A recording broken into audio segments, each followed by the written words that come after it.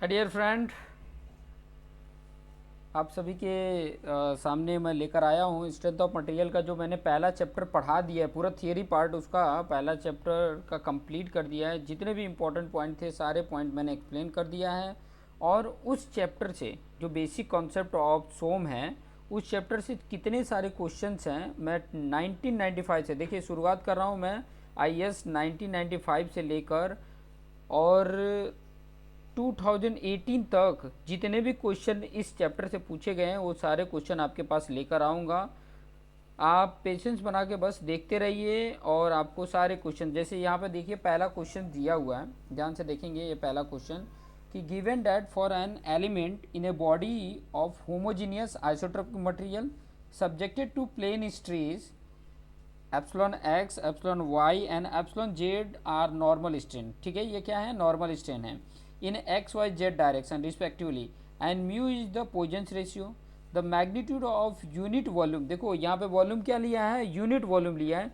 Change of element is given by, यहाँ पे क्या बोल रहा है? यहाँ पे समझना बहुत इंपॉर्टेंट है। क्या पूछ रहा है कि रिस्पेक्टिवली उसका म्यू की वैल्यू आपको दिया is the Poisson's ratio. Mu जो दिया है यहाँ पे एप्सिलॉन एक्स एप्सिलॉन वाई और एप्सिलॉन जेड जो दिया है वो एक्स वाई जेड रिस्पेक्टिवली दिया हुआ है और म्यू इसमें पोइजंस रेशियो है। The magnitude of unit volume, ध्यान से समझना, magnitude of unit volume change of element. अब चेंज ऑफ एलिमेंट यहाँ पे बताना है, मतलब डेल वी की वैल्यू, मतलब चेंज इन वॉल्यूम आपको बताना है कि कितना होगा। एक तरह से बोल सकते हैं यहाँ पर, अगर मैं यहाँ पर बोलूँ तो यहाँ पे वॉल्यूमेट्रिक स्ट्रेन की बात कर रहा है या यूनिट वॉल्यूम चेंज की बात कर रहा है। यूनिट वॉल्यूम चेंज की यहाँ पर बात कर रहा है कि उसकी वैल्यू क्या होगी। तो मैं यहाँ पर आपको बता दूँ, यहाँ पे देख सकते हैं कि ऑप्शन भी दिया हुआ है और आपको ये चीज़ें मैंने आई थिंक मेरे ख्याल से लास्ट के 4-5 वीडियोज़ में मैंने ये चीज़ें एक्सप्लेन करके बताई है। जहाँ पे मैं पोजन वॉल्यूमेट्रिक स्ट्रेन बता रहा था वहाँ पे मैंने बताया है। ठीक है, वॉल्यूमेट्रिक वाला स्ट्रेन वाला अगर वो देखेंगे तो वहाँ पे चीज़ें मैंने समझाई है कि चेंज, देखो the magnitude unit volume change element क्या होता है, वो चीज़ें मैं यहाँ पर लिख के बता दूँ। वो होता है डेल वी अपॉन वी। ठीक है, और ये डेल वी अपन वी की वैल्यू मैंने आपको लेकर आया था, आपको बताया भी था। ठीक है, उसकी वैल्यू आई थी epsilon x plus epsilon y plus epsilon z आया था। ठीक है, ये वैल्यू आई थी। तो यहाँ पर देख सकते हैं इसमें कौन सा आंसर है, ए वाला आंसर राइट है। ठीक है, ये चीज़ें याद रख, देखिए कैसे आया है। अगर वो आपने वीडियो देखा है तो आपके लिए आसान है कि किस तरीके से आया है। ठीक है, change in volume find out करते थे और यूनिट वॉल्यूम ये 1 होता था, फिर बाद में इसमें ये सारे वैल्यू पुट करते थे तो ये फॉर्मूला हमारे पास आ जाता था। बहुत ईजी है, ज़्यादा उतना हार्ड नहीं है, आप देखेंगे तो आपको आसानी से समझ में आ जाएगा। नेक्स्ट क्वेश्चन की तरफ आगे बढ़ते हैं। क्वेश्चन नंबर 2 यहाँ पर स्क्रीन पर आप देख रहे हैं। क्या क्वेश्चन है? क्वेश्चन आप देखेंगे क्या लिखा, a solid metal bar of uniform diameter. ध्यान देना ये यूनिफॉर्म डायमीटर है, मतलब डायमीटर हर जगह पे क्या है, सेम है, मतलब प्रिज्मेटिक बार है और लेंथ उसका एल है। Is hung vertically from the ceiling. ठीक है, if the density of the material of the bar is rho and the modulus of elasticity is E, then the total elongation of the bar due to its own weight. ये भी मैंने आपको already समझा दिया है। वो क्या होता है, रो एल स्क्वायर अपन 2 ई होता है। ये देखो ये यूनिफॉर्म डायमीटर है उसके लिए। अगर मान लो कोनिकल बार होता ना, कोनिकल बार होता तो वो आता रो एल स्क्वायर अपन 6 ई आता। ठीक है, ये ध्यान रखेंगे कि रो एल स्क्वायर अपन 6 ई आता अगर कोनिकल बार होता तो। ठीक है, नेक्स्ट क्वेश्चन की तरफ आगे बढ़ते हैं। नेक्स्ट क्वेश्चन की तरफ आगे बढ़ते हैं, क्वेश्चन नंबर 3 की तरफ जाते हैं और क्वेश्चन नंबर 3 आपके स्क्रीन पर ये रहा। ठीक है, क्वेश्चन नंबर 3 मैं ऑप्शन दिखा दूंगा। यहाँ पे क्या बोला, और रिजिड बीम है। ठीक है, ये जो बीम है वो रिजिड बीम, और रिजिड बीम आपको पता है कि रिजिड क्या होता है, ये चीज़ें मैंने बता दिया है कि उसके शेप एंड साइज में कोई चेंजअप ना हो उसको रिजिड बीम बोलते हैं। Is a hinge at D, देखो डी पॉइंट पे हिंज है and supported by 2 spring at A and B. A point पे और बी पॉइंट पे स्प्रिंग से हैंग कराया गया है। ठीक है, the beam carries a vertical load P. ठीक है, इसके ऊपर देखिए सी पॉइंट पे वर्टिकल लोड अप्लाई किया गया है। ठीक है, वर्टिकल लोड सी है at point C. The stiffness of spring at A equal to 2K and that of B equal to K. ठीक है, अब यहाँ पर ध्यान से समझिए कि इसमें फाइंड आउट क्या करना है। तो ये क्वेश्चन मैं यहाँ पे दिखा देता हूँ क्या फाइंड आउट करना है, यहाँ पे बोला है, ठीक है। यहाँ पे देखिए क्या बोला, the ratio of forces of spring at A and that of spring at B, ठीक है। ए पर फोर्सेस का रेशियो और बी पर फोर्सेस का रेशियो क्या होता है, वो चीज़ें यहाँ पर पूछ रहा है। तो मैं आपको बता दूँ कि जब उसका डायग्राम अगर हम बनाएंगे ना, यहाँ पे डी पॉइंट था, ठीक है, यहाँ पे सी पॉइंट पे ये पी फोर्स लग रहा था। यहाँ पर अगर मान लो स्टीफनेस दिया हुआ, देखो ये बी पॉइंट है, ये ए पॉइंट है, ठीक है। ए का स्टीफनेस जो दिया है वो 2 के जितना जितना दिया है स्टीफनेस, ठीक है।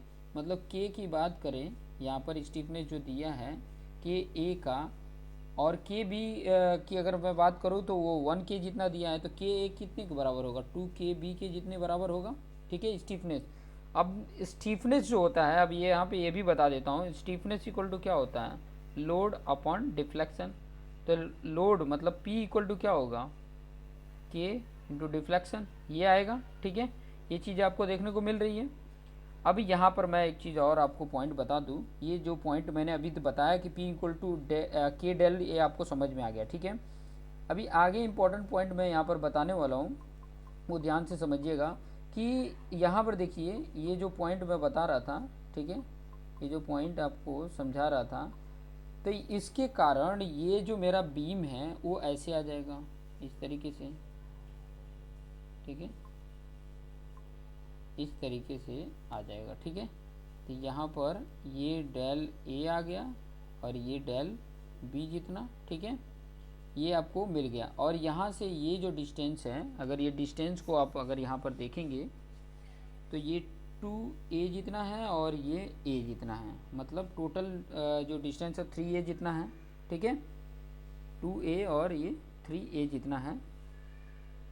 और अगर आप इसको आगे अगर देखेंगे, ठीक है, तो ये आपको दिख रहा होगा कि ये वाला एक ट्राइंगल और एक ये बड़ा वाला ट्राइंगल सिमिलर ट्राइंगल है, और सिमिलर ट्राइंगल होता है तो एक ये फॉर्मूला बन जाता है, देखिए ये del A upon total distance ये अपॉन ये 3a equal to del B upon 2a, ठीक है। तो del A upon del B कितना आ रहा है, del A upon del B करोगे तो del A upon del B करोगे तो कितना आ जा रहा है, ये इधर कर दोगे तो 1.5 जितना आ रहा है। मतलब डेल ए इक्वल टू, अगर मैं यहाँ पे करने जाऊँ, यहाँ पे ध्यान से समझना, मैं इसको रफ कर रहा हूँ कि ताकि आपको समझा सकूँ। यहाँ पर एक पॉइंट आ गया आपका del A equal to 1.5 del B, ठीक है। अब फोर्स की अगर मैं बात करता हूँ, ध्यान से समझना, फोर्स की अगर मैं बात करूँ तो अभी मैंने यहाँ पे आपको पॉइंट समझाया था कि P इक्वल टू क्या होता है, के डेल्टा ए, ठीक है, और दूसरे के लिए P इक्वल टू क्या होगा, के बी डेल्टा बी, ठीक है, ये के ए पी ए के लिए और पी बी के लिए। तो यहाँ पर आप ध्यान से समझेंगे कि ये जो डेल्टा की वैल्यू के ए की जगह पे हम 2 के बी यूज कर सकते हैं, ठीक है।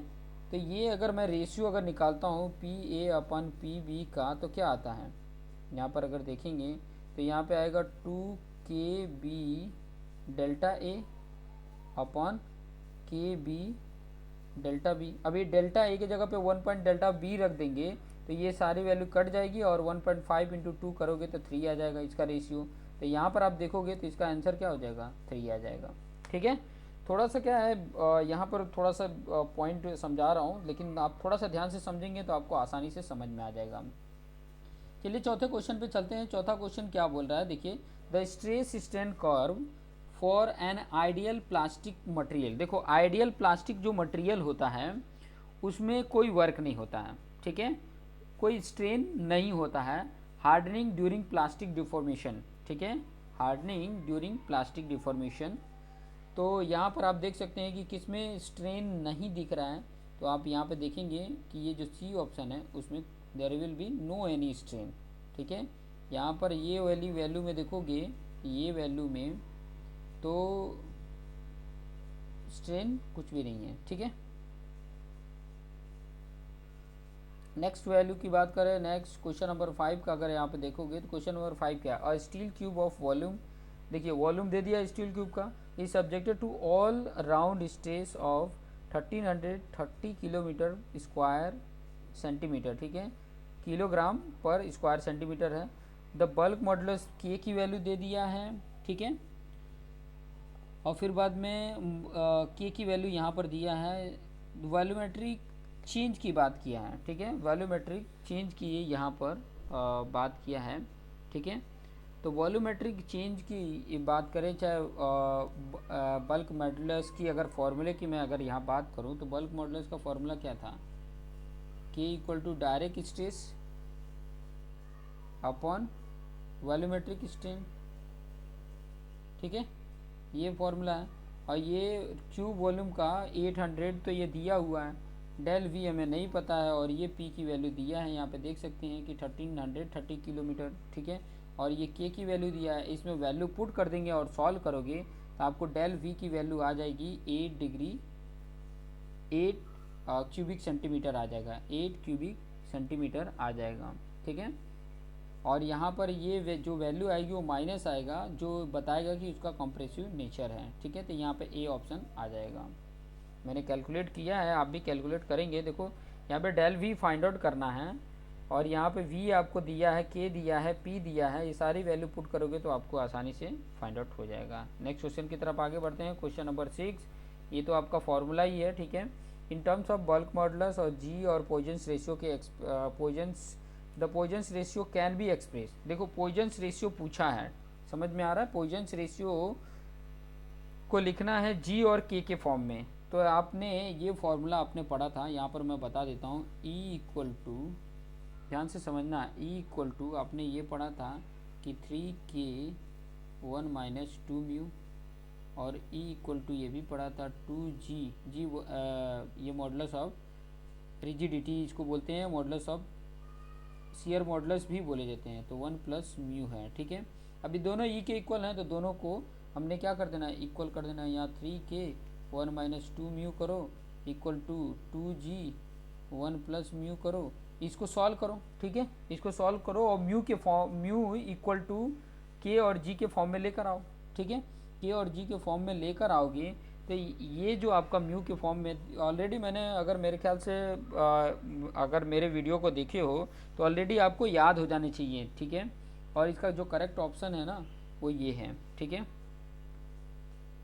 This one C, 3k - 2g upon 6k + 2g, ये आपका म्यू इक्वल टू है, ये mu equal to Poisson's ratio का ये फॉर्मूला है। नेक्स्ट क्वेश्चन की बात करते हैं 7th नंबर का, आपकी स्क्रीन पे ये दिख रहा है। 2 बार्स, 1 मटेरियल ए है एंड अदर मटेरियल बी है, अब same length are tightly secured between 2 unyielding wall. ध्यान से समझना, अनयील्डिंग वाल है ये क्वेश्चन, थोड़ा सा ध्यान से देख लेंगे कि थर्मल एक्सपांसन वाला जो मैंने चालू किया था, ड्यू टू टेम्परेचर के कारण स्ट्रेस जो प्रोड्यूस होता था उससे रिलेटेड ये क्वेश्चन है। अनयील्डिंग वाल है, अनयील्डिंग वाल मतलब वो यील्ड नहीं होता है, ठीक है, जो वॉल सपोर्ट है वो अनयील्डिंग है, मतलब चेंज नहीं होता है। रिजिड वॉल भी बोल सकते हैं अनयील्डेड वॉल को। Coefficient of thermal expansion of a bar A is more than B, ठीक है। ये कॉन्सेप्ट मैंने प्रॉपर तरीके से अच्छे से एक्सप्लेन करके बताया है कि जिसका थर्मल एक्सपांसन ज़्यादा होगा और अनयील्डिंग कंडीशन होगा तो when temperature rises the stress induce, तो स्ट्रेस क्या होगा, ये चीज़ें मैंने ऑलरेडी समझा के रखा है कि स्ट्रेस यहाँ पे अनयील्डिंग अगर कंडीशन होगा, ठीक है, और यहाँ पे देखिए यहाँ पे थर्मल एक्सपांसन ए का ज़्यादा है, बी से कम है, लेकिन यहाँ पे दोनों तरफ देखिए, दोनों एंड पे बोल रहा है अनयील्डिंग वाल, तो ये अनयील्डिंग वाल होगा तो हमेशा ध्यान से समझ लेना कि दोनों जो बार होंगे ना, यहाँ पे देख सकते हैं कि यहाँ ऑप्शन क्या है,